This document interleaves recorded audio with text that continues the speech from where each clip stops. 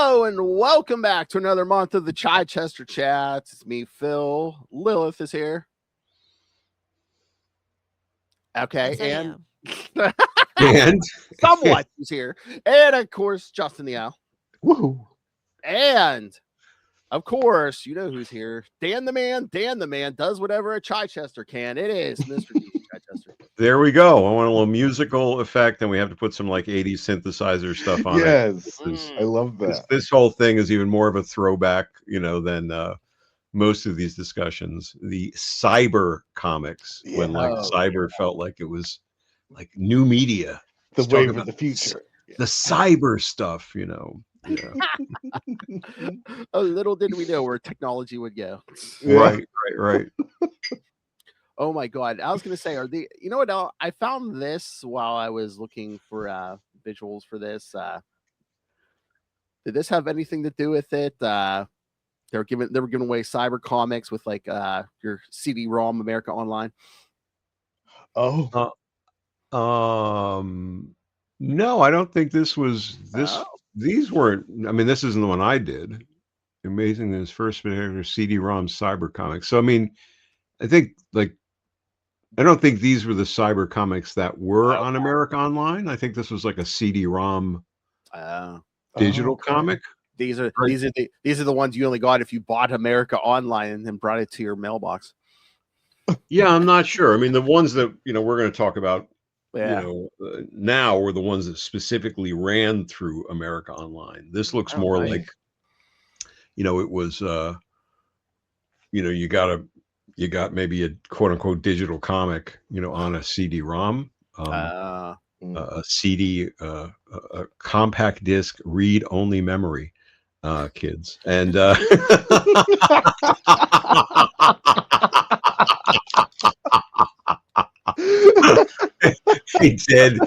dead technology, which nothing can read anymore. I mean, some of these kids are like, wait, you had to put something in a machine to watch something? Oh, yeah. Physical media. It is, as Sony has proven. Hold on to your physical media, kids, because absolutely, they will screw you when they can. Oh yeah, yep. Well, that's what I said. Even if they're not screwing you, like say somebody like hacks into there and erases everything, it's like, all your stuff's gone, and it's gone, and it's gone, and it's gone. And it's right. That was my stock response. I posted it like 1,000 times the other day when everyone was like, "The Trump accounts are live." It's like, and it's gone, and it's gone.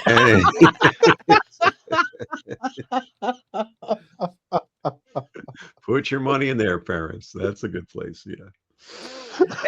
Hey there, look at there's his mind, and it's gone. And it's gone. Take the $1,000 definitely, but like, do not put another dime into that. But yeah. All right. So we're gonna talk. Well, I know a while back me and Lilith talked X-Men CyberComics, but right. I wanted to get into this because Spider-Man's one of my favorites, and going through this, I was like, man, I wish Dan had written some more Spider-Man. Yeah, this was a ton of fun. They were all a ton of fun. Oh, they really were. And and when I was telling about that Dan Panosian story, the guy who was hanging out with him was Frank Thierry, who was started, or very, very early on anyway, worked on these as well. So, but I had never met him in person. Like my main point of contact was like Greg Sanderson and a couple other people. So it was funny, like, he's like, wait, you worked on the CyberComic stuff. I worked on that. So it was very serendipitous, but I think we have to get like the context around these, because people aren't going to have any clue what the hell these are, right? And so, in the early days of the internet's kids, America Online, people thought was the internet. So it was just a singular service portal that you could sign on, and they would have all these funky little whatever, like chat rooms or media areas, depending on your interest, from whatever, woodworking, writing, and there was a very tiny comics area. But it was apparently large enough for Marvel to finally wise up and decide that, because I had mentioned it to them early on. Like, there's just stuff going on, you know, Genie, which was this GE chat service, and CompuServe, and they were all like, you know, internet, that's never going to go anywhere. And but Digital these comics, the hell are you saying? digital comics, and so these were, you know, and you only had like modems, you know, modular demodulators that would that would take the signal from one computer to another and transmit the information, but at extremely low rates of speed. You know, now we're moving, you know, gigabytes in minutes. Here, these things were transmitting like through a straw, you know, essentially. And so they built these CyberComics out of a program called Macromedia Director, which was a early way of taking images and sound effects and kind of combining them in a limited animation form and with some limited interactivity. So if you click on a certain thing, something else would pop open, you know, and sound effects would play. And they had the bright idea to try to combine these, but it was really pushing, I think, the program not quite to its limits, but pretty far. I mean, you know, the interactivity was no slouch for what we were trying to do, and trying to push it through this pipe and have people experience it, you know, was a pretty bold swing. And I think maybe 16 people probably watched them. So ultimately they stopped doing them. I mean, you know, but they were cool, you know, as they would move through, a panel would appear, you'd interact with it, word balloons would pop up, you'd hear a little sound effect, some animation would happen, another panel would appear. So they're not quite what you think of as like web comics or webtoons today. They were really their own thing that F in the hasn't. chat for Adobe Flash, y'all. Kill the Yeah. internet. Oh Yeah. yeah. I mean, it was Flash was the component that was Yep. bundled into the director Everything. was the engine, but there were some Flash components, you know, within it, which allowed for some of the animation. And but then, you know, at certain point, all the operating systems were swapping over to new chips, and I realized this stuff isn't going to run on these computers anymore. Like media, you know, media just dies, you know, because a program gets obsolete. So unless you kept a Mac or a Windows computer running, I don't even remember what it was, the 19 like the early 2000s maybe, you know, version of an operating system, like it just won't run anymore. None of the files will run. And so I just decided to capture them all on video, just so you can, which is how you guys have probably experienced it, right? Yep. You know, you're just Yep. seeing it, seeing it move along as if somebody was clicking through it. Right. But it's not quite the same experience, but there's no way to experience it otherwise, I don't think, because nobody has the runtime files anymore. Well, we're done emulating PS5, guys. Can we get an Adobe Flash emulator, please? Yeah, there are a couple. I mean, but they run like Yeah. crap. Some guy just came out with a. Do you remember HyperCard, Lilith? Did you ever work with I do. HyperCard? Yeah. So some guy just came out with a pretty slick HyperCard emulator, and apparently nice. there's a ton of there's a library of like 3,000 or 4,000 HyperCard files. So HyperCard was sort of the original version of this type of interactivity. Most But that's like what it was for, like Apple, right? yeah, The way Apple. I remember it, yeah. Right. It came bundled with like the early Macintoshes. The Apple II GS, yep. It's all coming Even back before to me. that, just the Mac and then the 2GS. Right. Yep. The 2GS had a version of HyperCard. Right. That's the one I had. So, Well, you were saying like only like 16 people saw it. Like I was one of them. No, I think a a fair amount of people saw it because it was. Yeah. But I just mean more people would have seen it, because I didn't even know these existed, because I don't remember them like advertising them, like, you know, not like in the comics or anything. No, if No, you they went didn't. on AOL, You go to know, Marvel Zone, yeah, right? specifically. Exactly. You went to the Marvel Zone, and then in the Marvel Zone, you know, you had some chat rooms, and I think they had maybe some artwork sometimes, and then these were a featured thing of it, but you had to be, well, a In the lot of know people, to know. right. I mean, a lot of people were on America Online. Let's make no mistake. Yeah. Oh, There was yeah. that was the internet to a lot of people. But it was, so no, I'm not, that's foolish disparaging of it. There were people who saw these things, but they were just, after a certain It's point, like a they just, fever dream. yeah, they just didn't decide to Remember pursue that it, right? thing? They didn't see like, well, where's this going? It was literally run from like one office on the 11th floor away from everything else, so it was, there wasn't, huge coordination, with the rest of it. And nobody was just sort of saying, well, let's make more of a digital push. They were doing it probably to sort of say, hey, we're involved in this. But there were some fun, there were fun stories to do, and they were fun to work out, and they were fun. We had plans for like other things beyond these stories, like other little interactive. There was going to be an interactive like Shield spy kit that you could sort of like, go through the different gadgets, and they would animate, and and you could play with them, and maybe detonate a bomb or something, and there was an interactive Daily Bugle we were talking about, which would sort of be like you could, play with the Daily Bugle and open it and, find different articles and whatever, classifieds, and flip through it in that way.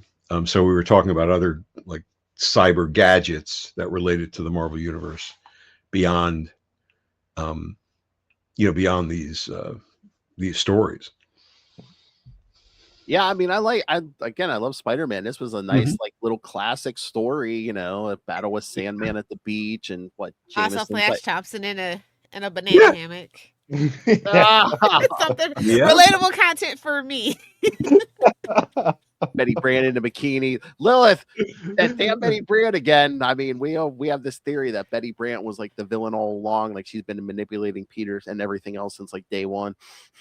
Like Jar Jar, like sort of like Jar Jar is the Sith Lord, and I will have no more so was about Betty it. Brant. All right, yeah, the two of them were Sith Lords. But no, I mean, I love this story. Again, it's a classic Spider-Man, and it made me want more Chichester Spider-Man. Definitely. I think I mean, Sandman at the beach. That is like, why don't we do that more often? Actually? Right, exactly. It's like, holy shit, Salmon at the beach, and yeah, this one you get no complaints from me. I really like, it's fun. It was a fun story. It was like the quips, the animation, the reveals, the the Jameson gags. They all like, they felt actually really good back in the day, and watching it, not rereading it so much, but rewatching it, rereading it, it still feels like it's got all that little like fun snap, to it. And while I was in this cyber zone, they came back to me several times with these. I mean, my first pitch, I think I told you this when we were talking about the X-Men one, I was at a fairly like, low place in terms of writing assignments, and I had actually approached them for programming stuff, like, because I knew how to work Macromedia Director, like, I was into digital stuff, and so I knew they were doing these, and I kind of went in like pitching myself, saying, hey, do you guys need any programming help on this? And they were like, well, maybe, but wouldn't you rather just write one? Which just tells you how stupid I was, and the low point I was at. It's like, yes, I am a writer. That's right. Yeah, no, exactly. That's it. And so they, for the 4 or 5 I did, they just pitched them, and I think they took themselves rightly out of the bad spotlight of the editorial offices, by doing these stories in a kind of a throwback one, right? If you remember, the X-Men one was like a throwback, right? It was like the original X-Men characters in a way. And so this Spider-Man was like early Peter Parker, right? Ditko days, yeah. Yeah, it was very Ditko feel to it. The Derek Robertson, did a very Ditko look, to it, which works really well. But I think that also sort of afforded the cyber comics office, some political cover, because nobody could come in and say, "Oh, wait a minute, you're interfering with continuity" or something like that. And we could just do a fun story, right? There was a certain lightness to this story, and yet still some good danger and action and all the good things without it becoming belabored, right? Which I think also worked well for the readers, because with that technology, you wanted the quick hits of stuff, not something that was going to bog it down, possibly. I think they came out once a week. I can't remember what the release schedule was, but that sounds about right. But no, I love it. Of course, the winner of the Sandcastle contest was whoever made the huge head of J. Jonah Jameson. Yes, It was great. And I think my favorite line, "Oh, look, there's Spider-Man. I remember him swatting at planes on top of the Empire State Building. No, that was King Kong. Oh, I remember it was some animal. Yeah." Yeah, you could tell it was, I was having fun with it. I mean, it was just very enjoyable to do, and like I said, re-experience.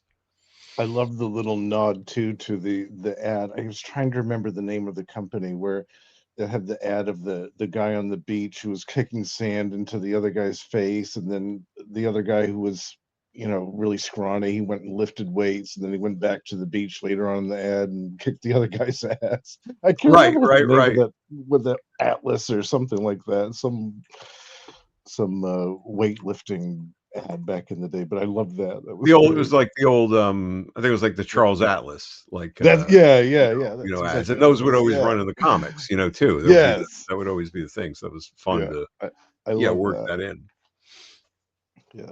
Why would Betty want to be with me? Look at that banana hammock on Flash Thompson. That was great. And of course, it wouldn't be a Dan Chichester story without a supernatural angle, like that mirror, that supernatural. Yeah, mirror. That was cool. Yes. Well, there's your cheesy MacGuffin, but it works. The carnival setting, the boardwalk. I mean, it definitely clued into a lot of elements that worked nicely together, and it had that, I think, that feeling again of that early Spider-Man, type of thing, where these things would tumble together and then they'd come out the other side. I would have read this as a regular comic. I mean, again, they were doing so much Spider-Man stuff back then. They even did like Untold Tales of Spider-Man, so they were doing like flashback Spider-Man stuff. Even no, absolutely. But this was a good way in, and that would be good cover copy, though, the whole banana hammock thing, like this issue, banana hammocks, the menace of Flash. Exactly.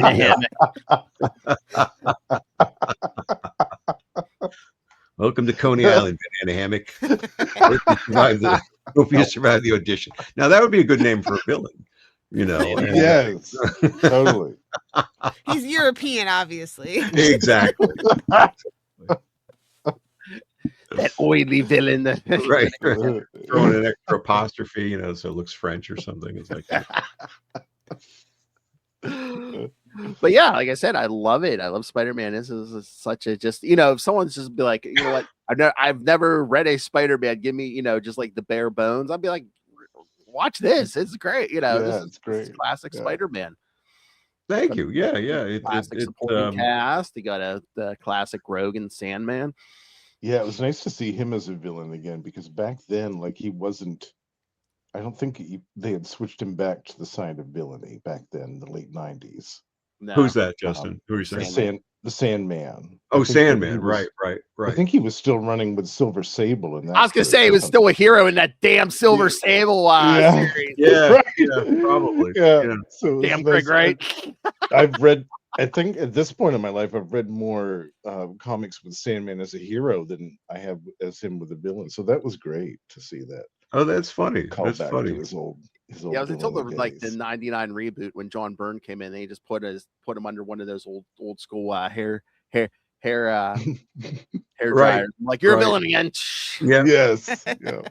it's Zap. been reprogrammed. Yeah. Yeah, it's a weird little, it's when you're close to these things, you sort of just say, oh, it was another kind of gig, and it was, certainly in that way. And I think that the cheesy name, the Max Headroom, CyberComics thing, makes it sort of feel like, it should be like one of those cheesy, like 80 graphics with the vector lines and the, Oh yeah. the, the Yeah. neon lighting and stuff. Yes. But Yeah. I was talking to somebody and at a comic shop. I think it was like on a free comic book day, and they were talking about these, and they were really sort of from their perspective, and they were saying, no, you guys were like really pioneers. You were doing like stuff that hadn't been done, and it, without swelling my head, it was just kind of gave me a different look at it, from the outside. And I think, I even said that to Greg Sanderson, recently, because he didn't know that I'd captioned the video, so I'd sent him a link to those. They were, and I think still are in some ways, like as a mechanism. Like the stories are fun, but they were a little bit, they were more than a little bit ahead of their time, and I don't think people have really like tapped into like what a digital comic can completely be, right? Web comics are sort of the thing right now, right? Like single panels, and you scroll down the the screen, and that's certainly a viable way to deliver a story. But it feels like there could have been more. I didn't even think about this. This was before MP3, so that sound compression had to be a pain in the butt too. Now that I think about it. Oh yeah. Mm. I mean, the guy who was the programmer, and I don't remember his actual name, his sort of company name, or the thing he went under, it was Grimworks.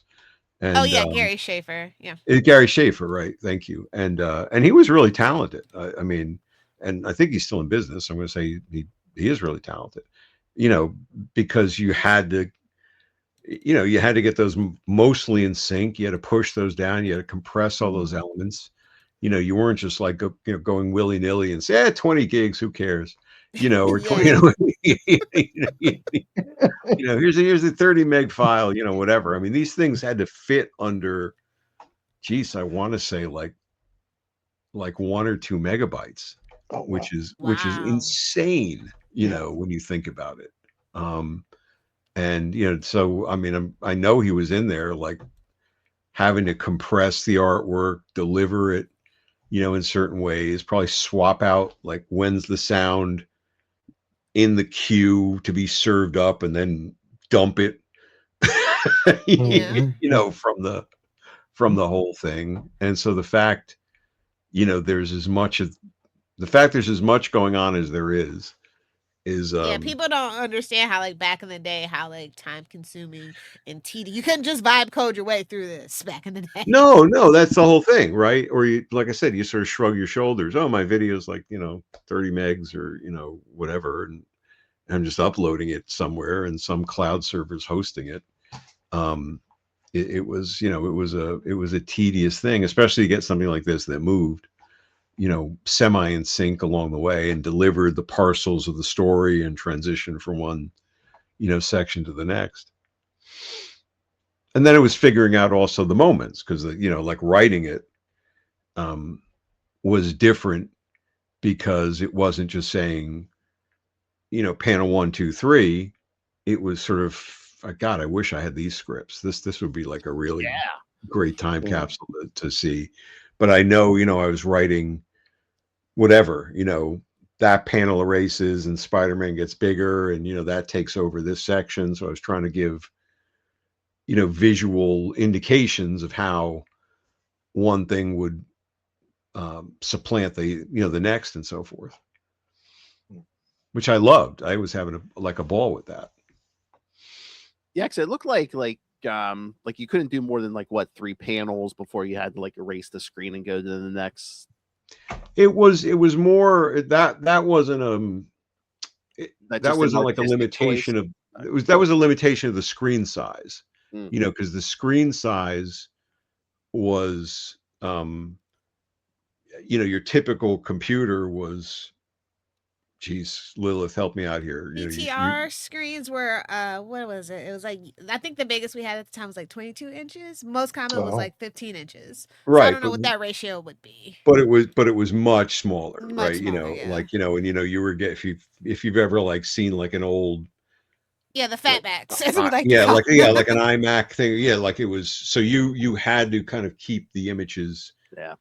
Phil, big enough, you know, to make an impression. So more than 3 panels would Really gonna be certainly, small. Yeah. yeah, like, yeah, and then you had to get the word balloons. So I think that was the pattern we'd sort of worked out.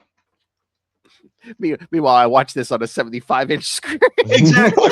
Right. No, but again, you're spoiled. You know, yeah, you got like. Hey, shout out to the Sony PVM 4300 because that was 43 inches back in the day. It was like $1 billion, but it was Right. out Oh. there.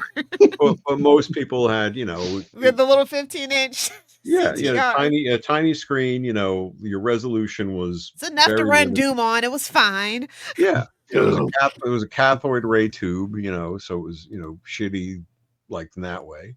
But I mean, at the time, it seemed like, oh my god, it's magic. You know, I mean, there was a 2 I had done. I don't know if you guys had ever seen them. There were 2 like promo things I had done for. One was for Fall from Grace, and another was from the Root of Evil. Like, but they were like promo kits, you know. So they were meant to be sort of like delivered on discs. Oh. And you know, and so they use the same technology to like do like little animation and little, Oh, I need this. you know, gags and stuff. They're captured. They're on there somewhere. I'll find you the links. Oh, nice. But I mean, it was the same thing. I had to capture them like frame by frame, or not Oh, frame by frame, but I capture them as a like video panels. because they won't run anymore. But it's the same. I remember showing those to you know, a couple people like when I did them, and they were like, "Why did you do that? You know, how did that happen? How did he crash out of the building?" You know, it's just the things that impressed you at the time are like nothing today. But in the moment, I mean, Mike Sines, who was the guy who did the first, really, I'm pretty sure he did the first digital graphic novel, digital comic, Shatter. You know, so he was doing everything in Mac Paint. You know, so everything was these chunky, you know, big pixels. You know, and then he did this Iron Man graphic novel called Crash, which I think Epic did. But he brought in an old, the old one-piece Mac, right? Like not the iMac, but the old like beige block. So the screen was like this big, you know, and you know, it was the animation he showed me in Archie Goodwin was a, you know, a shot of Iron Man like with his arm up, you know, as if he's flying, and then, you know, and then these buildings like moving behind him as if he's flying up the side of a skyscraper. But you know, the way it's accomplished is, you know, there's just a single still image of Iron Man, and you've got a scrolling Move the buildings, shot of skyscrapers behind it. You know, it's almost equivalent to like, you know, the 1890s, you know, stage production where they've got like a thing of a wave on a you know, a 2-piece curtain behind it, and somebody's moving it from one side to the other. But when we first saw it, it was like, how the fuck did you do that? You know, me and Archie were like, I remember jaws like agape, you know, like it was the most amazing thing ever. And Archie may have bought, if Archie bought the graphic novel, he may have bought it there in the moment, you know. That's great. Oh my god! Now all I can think is when Alexander Graham Bell invented the telephone, the second call was, "How the fuck did you do that?" Exactly. You're right. No, it's actually the guy who stole it from him. Just constantly calling. He stole it from constantly calling him. Actually, right? If you know, you know. Yeah. You know. It's like finally a second line I can call. The kids, this Dan Chichester is a pioneer anymore, so he'd have dysentery. Yeah. Wait, was it this one? I just have to know so I can have the visual. Was it this one? Yeah. Oh my God. No, that was exactly it. Like, I remember that. He brought that in. Yep. He brought that into the office. I think we had those in school. Set it up, plugged it in, and then so on that size screen, you had Iron Man like sort of 2/3 of the the height of that, and then the skyscrapers like in the background. Yeah, totally. The square mouse, I forgot. Yeah. The square mouse. Yeah. Their mice have always been weird. Yep. You hear them keys clacking. What does Right. Apple? Oh yes. Yeah. Charge from the bottom. It's so inconvenient. Amen, sister. Right there. Although in defense of that mouse, that is one of the best Star Trek gags ever. Scott, like computer. That. I don't love Star Trek 4 that much, but I do like that gag. Damn whales. Exactly. Oh my lords. But I mean, I just think, all this stuff was just ahead of its time. Totally. And I can see comics eventually going down this route. The digital comics that we have now, incorporating like the sound effects and like some music and stuff, because I thought that was really cool in this, with the sound effects during the fight and the It felt like video game cutscenes in the best way. Yeah. Right. Yeah. It's funny you say that, because like all the like the noise and like the background music, it reminded me of like a 90s video game. Yeah. Not the Punisher. Don't worry, not that one. Right. Not Maximum Carnage. Yeah. It gets it's a step beyond the old 70s 60s Marvel animation things. Where they move like one arm or something. Yeah. It's a little better than that, but it's such a tricky thing, because I think I mentioned this to you guys a long time ago. Like there was a period when I couldn't do anything else, where I wanted to pitch myself into video games, and I was trying to kind of break into that, but this was way too early for writers. And I would go to the CES, the Consumer Electronics Show, and E3, which was the Electronics Entertainment Expo, and I'd go around trying to pitch myself, and I was always like using the term we'll do digital comics, and everyone would nod their head, like, oh yeah, that sounds like the coolest thing ever, but to a person, including myself, nobody knew what that meant. It just sounded right. It just sounded, oh yeah, that'll be cool, like that's of course. But there's this weird line, where if you go too far with the animation and you go too far with the sound effects, you are making a cartoon, right? You are making animation. So what is what is between comic and cartoon? Yeah. Right. So like it's an unanswered question of like, what is a digital comic? It's like the uncanny valley. You'll know it when you see it.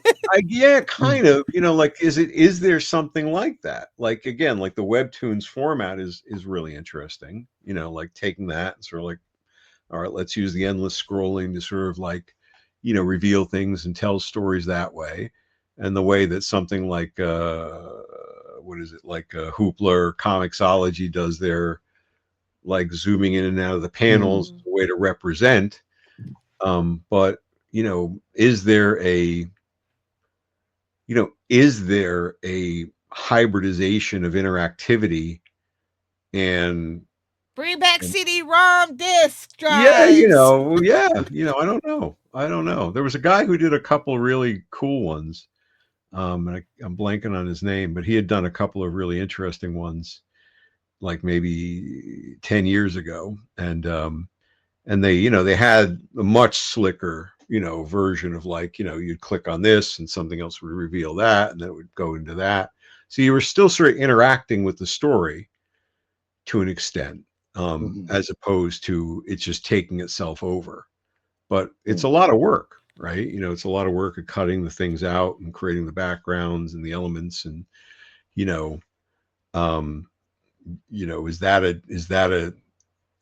there a way to automate that kind of stuff and make that easier if somebody even wants to go down that road? I don't know. I mean, or does it have to be movement? I mean, can you take like the digital comics of today and just give you bonuses like, I don't know, like quote unquote director's commentary, you know? Yeah, I mean, You- certainly you that's something, you right? open up an issue with Daredevil and Dan Chichester's like, yeah, Lee Weeks hated this when I had Daredevil. Exactly. Yeah, yeah. I mean, that would actually be pretty cool. That would be a fun way, for any of these companies to do, Something extra. an extra, like, right, if you got a digital comic, like suddenly have a creator commentary track, But, Or even if you pick up like a trade or something, just have a code in the back, be like, here, The here. Epic Collection. Oh, there you go. right. I'm saying they've been skippy with the Epic Collection lately. No tea, no shade. We need some extras for what it's costing nowadays. But yeah, but can you imagine doing it for the Epic Collection? Dan, we need like 20 hours of commentary for Yeah. this. Oh, sure. 20 Let me issues say worth. half the stuff. Well, here's where Bobby Chase fired me. No, I mean, like, that would not like probably sing really well. But This is where Alan came in. yeah. Oh, that'd be cool. Then, like, yeah, we could finally give give him a voice. The last word, Yeah, Dan's too nice, but then sitting in the room with Dan is Alan Smithy, who's like, yeah, Bobby Chase, fuck that guy, yeah. Exactly.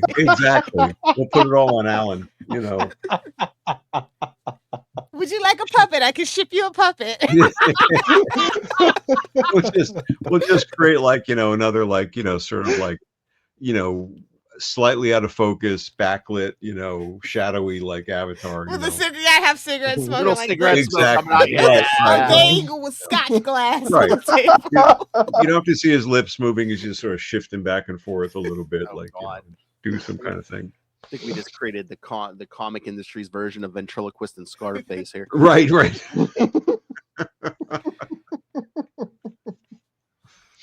So I remember they moved it to their website. Like Marvel was kind of a mess at this time too. So I can only imagine like the back and forth of it all. Did After they they ever took it off at AOL and they put it on MarvelZone.com and then Did they they? shut MarvelZone.com down. Yeah, Yeah. How long did it last there? I don't remember that. a year I would A say. year? If I Yeah. remember right. It shut down in like 2000. That's, I guess. that makes sense, I guess. I think that's 2000. where, because when they shut our new Oh, no. when like Greg got laid off, I believe he was laid off, I think it's because they shut down, this group or division or, whatever, they stopped doing them. But they had called me, or somebody at Marvel had called me, like early 2000s or something, or maybe even later, I don't know, and they wanted to know if I had the files, like, if I had the the production files. And at one point I did have the not the did I have the raw ones? I think I had the runtime files. I don't think I had the ones you could actually go back in and like work with, because I'd asked I'd asked for them, and but the runtime files are what I use to sort of like create the animations. But by that point I don't I had nothing I could run them on. So Yeah. I think but I did have them, because I remember like sending the guy a message back saying, yeah, I've got something that maybe you can work with, give me a call, let me know what you want to do with them. And the undercurrent was, and what are you going to pay me for them? But Good for you. clearly if you want them, you're going to do something with them, and it's not my problem if you didn't keep hold of them. So but I never heard back. They dropped whatever they were thinking of doing. I think it was a very turbulent time, Yeah. that first half of the 2000s. Yeah, as opposed to the stability now, right?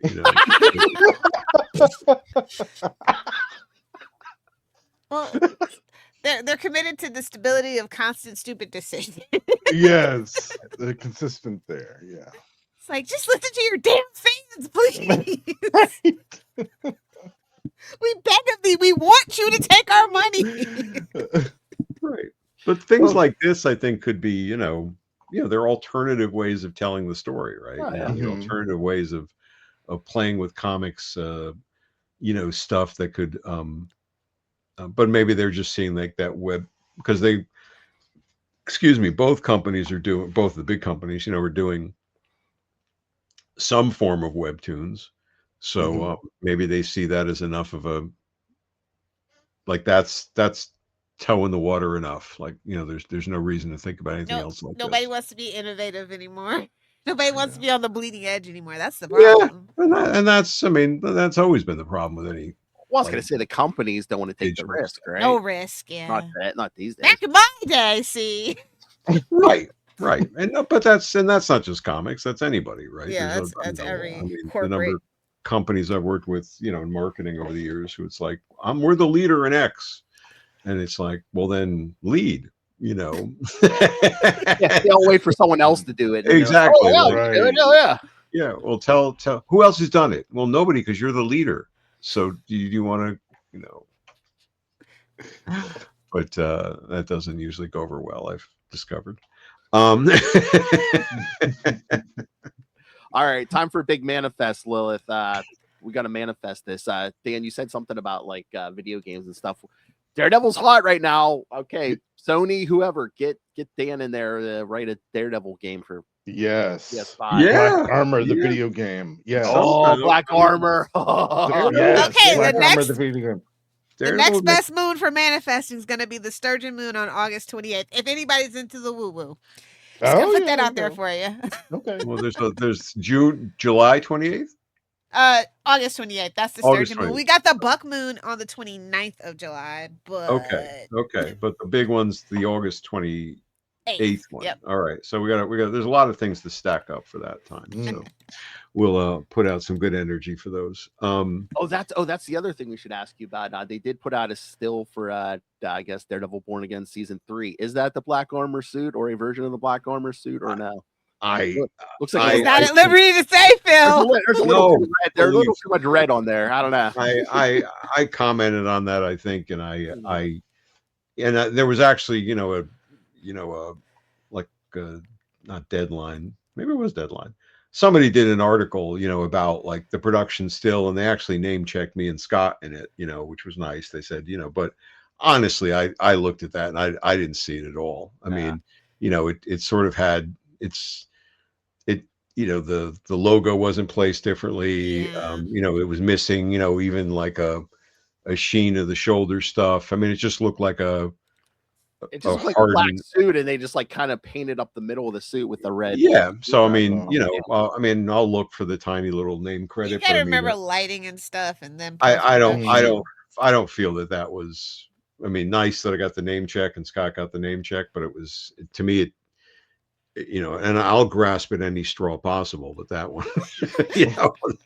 that was not something that I saw in any way, shape, or form. I mean, I've always felt, even from the Netflix show, that they arrived at the same place Scott and I did. They arrived there very early. It's like he's getting the shit kicked out of him. The suit should be a little bit more reinforced.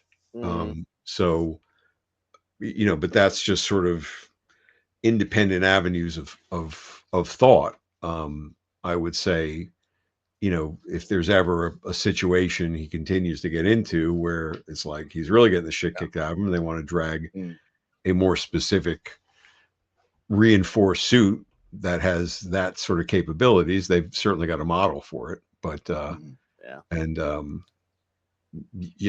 that right now I don't know. Who knows what they do? I mean, everyone got armor in the 90s, and again, that was one of the better ones. It made it made sense, Yeah, and we didn't do armor to be the 90s. Even at that point, I've told you what we did. We did a costume change, and it just happened to be like, this was Scott's influence, and of the 10 or so designs he did, this was the closest, and we stole an element from that one and rejected an element from this one, and ended up where we ended up with. But and it made story sense. He was pretending to be someone else, another Daredevil.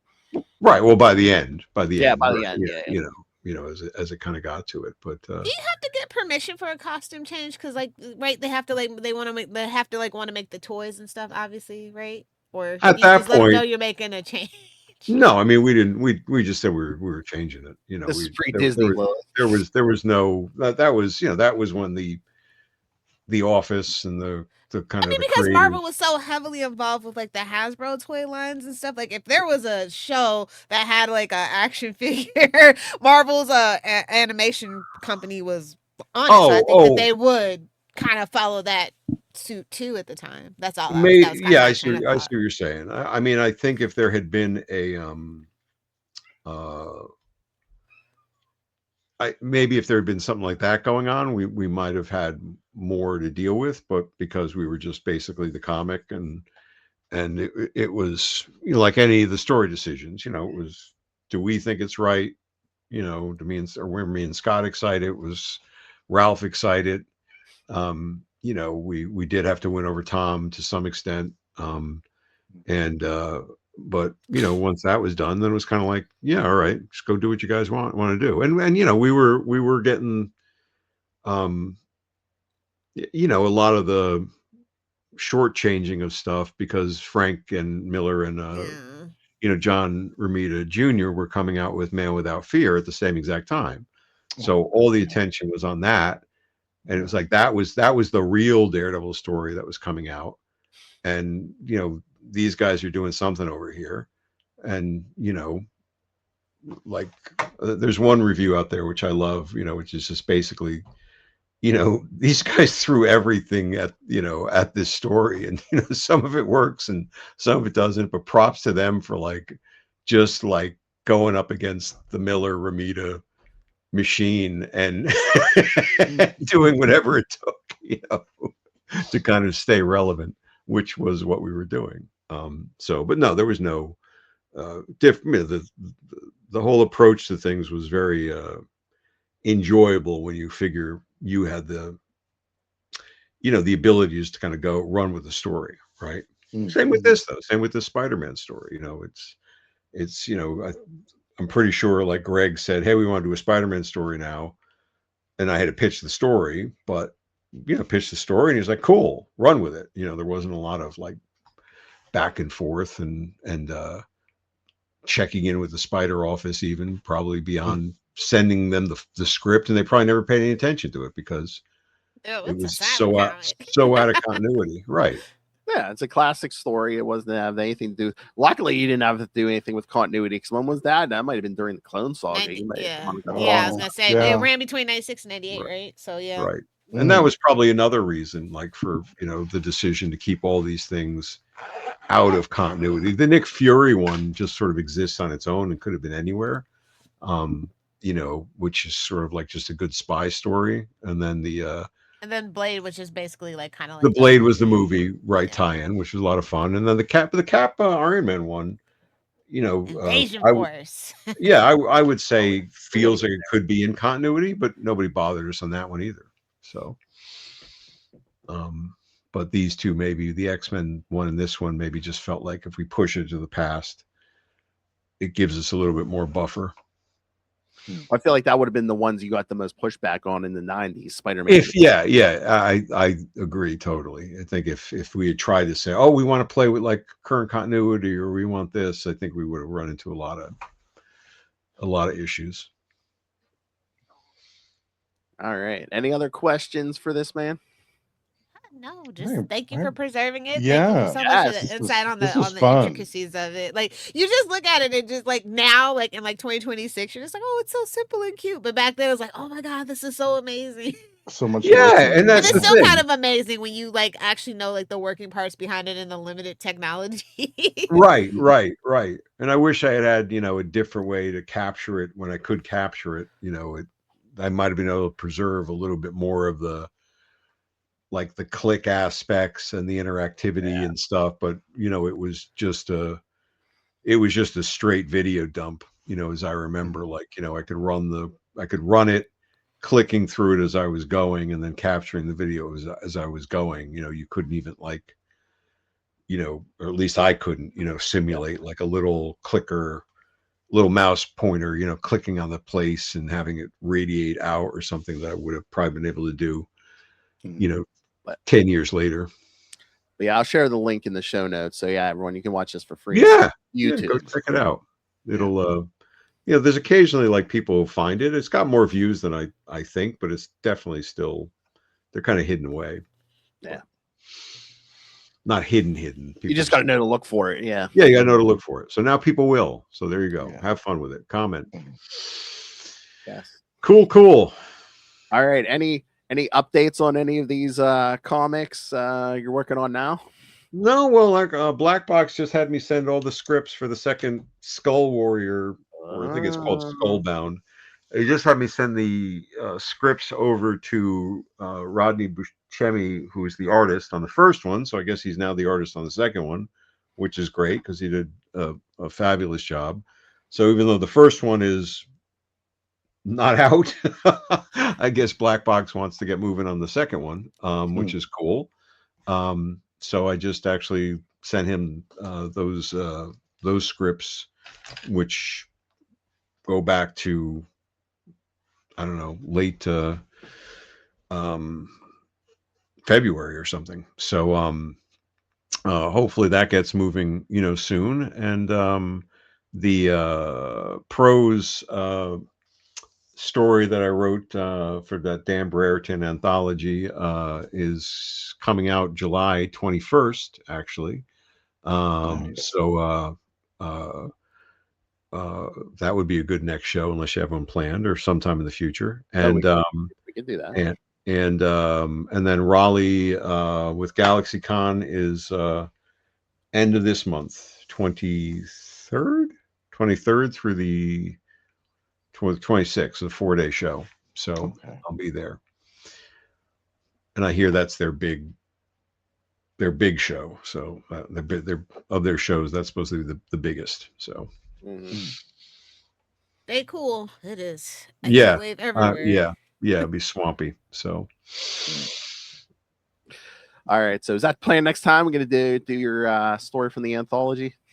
If you want. I don't want to jump on what you. No. No. We're always excited to talk. When something new comes out. Yeah. All right, then I'll get you guys a copy of the story, and then nice. You can treat it that way, or you can go purchase it if you want. But I mean, I'll be happy to share the story, and it'll be in print. It's not just me. Look, I have this in the back of a notebook. It'll be in print by that point, and we can link to it and go from there. And what's the name of the book again? Just let's push some sales here. What's the name? It's called Monster Aristocracy. So that's the name of the anthology, and it's got a ton of people in it beyond. I mean, Dan did like spot illustrations throughout. The illustrations aren't tied to the stories, specifically. They sort of allude to the stories, or they're kind of in the theme of it. But there's a ton of people like in there. I mean, there's Steve Grant, there's Cliff Biggers, there's I'm blanking on the list, but there's 15, 20 people and of considerable storytelling merit in it, and it's got a great cover and all that kind of stuff. So nice. Very cool. Oh yeah, something new, something a little different. Yeah. All right. Yeah. Let's do that. That'll be fun. Yeah. All right. Great. Anything else you want to promote? No, I'm good. I think I said last time, the Street Riders thing, which is linked there. There's now an ebook version of that, which is great. Folks want to jump on that. And that's all I got. All right. Nice. All right. Once again. Thank you, sir. Yeah. Well, thank you guys. Yeah, this was a fun one. I had not one disparaging remark about myself. So, Mark. We're so proud of you. You're growing and learning. Mark. He's learning to love himself. Yes. Mark's saved from Dan's imposter syndrome, and it's Mark's saved from my own inner voices. Exactly, my inner demons.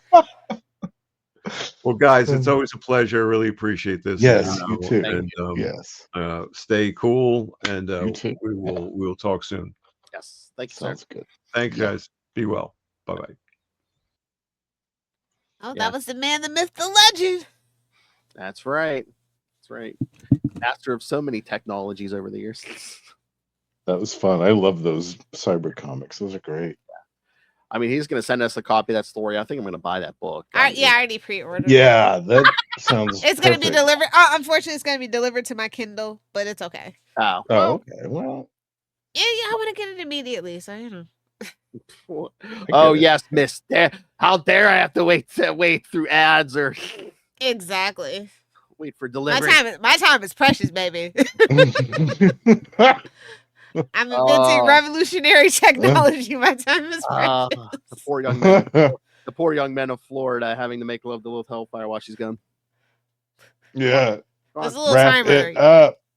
Exactly. You get it, Justin. I gotta go to bed. I gotta work in the morning. Wrap it up. Shoot that thing already. Let's go. Come on. Oh, time's up. Sorry. Better luck next time. That's it. I'm letting you leave with your life, kid. It'll be like. I still gotta make it through the front door through the dog, so I can't be responsible for that. Oh my! All right, so let's promote us now. All right, so yes, if you enjoy my little this, egomaniac, I love it. You and Rob, Tommy. All right, so if if you want to help support these fine episodes, well, email us your thoughts, especially on all this Dan Chichester stuff. Email us CapesandLunatics@gmail.com. or call the voicemail 614-382-2737. That's 614-38-CAPES. And remember, you can follow us all over social media. Help support us by buying merch at TeePublic and Spring. And again, the famous Lilith Hellfire method. Just rain money on us through the Cash App link. We need the money. Gimme. Do it. Those Kindle downloads don't buy themselves, kids. Come on. Rain the money on us. And of course, it is reasonably priced at $8.99 right now. So just throwing it out there. I would love the hardcover eventually, though. So we know you like it hard, but like my man, like I like my books. Whoa! Long and hard. hard on the table, and you can put them down whenever you want. Right? Look. All right, and of course the Patreon. Again, not only do you get early access to all these episodes, but you get at least one exclusive uncensored episode every month. Again, for the month of July, it is our Ray vs. America special, where Ray sent in his question. I found it to be hilarious. I know. Oh my god, the Sydney Sweeney thing. Oh my god. Yeah. Oh my god, he did. Maybe I'll tell you when we're done. He did reply to me today about the coffee. Okay. Yes. All right. So go subscribe for all the exclusive episodes, the early access, and the best built-in feature. When you subscribe, you can suggest topics for us to discuss, as Ray has been doing. So again, the only safe, legal way to tell Lilith Hellfire what to do. Shut up, Phil. All right, so go right now. Run, don't walk. Go to patreon.com/CapesandLunatics. All right. And if you need more podcasts, especially about comics, Justin the Owl, what are you doing on the Lost Library of Legends? Well, there was just a brand new episode featuring yourself. The Podfather Phil joined me on the very first episode of Maxima Magnificence, the Maxima podcast. Yes. Yeah, that's right. Do your homework on Maxima before she shows up in those movies. Yes, you can get your introduction to the lady herself before you see her next year in the big movie. Why am I lost all of a sudden? No, is there something on your screen that shouldn't be there, sir? No. I'm looking for the logo. Pop-up ads. I'm looking for the logo for the Lost Library of Legends. I'm like, I know I got a logo somewhere. I was just looking at it the other day. Too many windows. Look for the owl. Look for the owl. All right. And yes, and just beware the Lilith Hellfire. She's gonna be manifesting at the end of August. She told you that. So yeah. Yes. Hey, can you manifest that Spider-Man marriage too, please? Hey, you gotta get out there too on the bonfire, but gotta make it happen. I'll dance naked outside also. Come on. Let's go behind your shed. It's fine, Phil. This wood is not for the bonfire, please. All right, kids. Thank you for joining us again. Well, make sure it's not a weenie roast either. Oh God! Yeah. Don't dance too close to the fire. Don't dance too close to the fire. The little hellfire story. All right. Exactly.